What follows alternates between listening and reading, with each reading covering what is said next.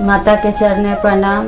आज भारत माता का दिन है, इसलिए भारत माता के भजन कर रही हूँ। आज भारत माता सभी अपने लाल को आशीर्वाद देंगी और सबको बॉर्डर पे अच्छा से रखेंगी, इसलिए आप इस भजन को पूरा सुनिए और सब्सक्राइब कीजिए कि सब कोई का बेटा भतार इस माता के चरण में जाए।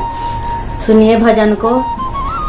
मैया के कैली पूजनवा हो, मिल गए फौजी सजनवा हो। मैया के कैली पूजनवा हो, मिल गए फौजी सजना हो। अरे सेंदूरा के लाज हमारे राखी गाए मैया, अरे बॉर्डर पर हाथी हमर सजाना माए मैया, अरे बॉर्डर पर हाथी हमर सजाना माए मैया।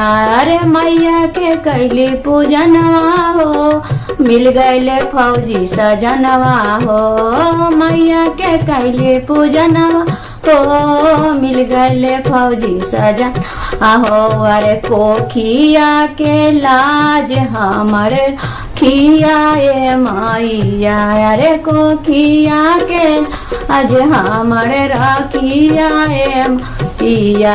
अरे बॉर्डर पर हाथिन हमर बेटा वाए मैया, अरे बॉर्डर पर हाथिन हमर बेटा ये मैया। नौ मैया के कैली पूजनवा हो, मिल गए फौजी सजनवा हो। नौ के कैली पूजनवा हो, मिल गए फौजी सजनवा हो। अरे राखिया के लाज हमरे राखिया मैया, अरे बॉर्डर पर हाथिन हमर भाई मैया, अरे बॉर्डर पर हाथी हमर भैया मैया।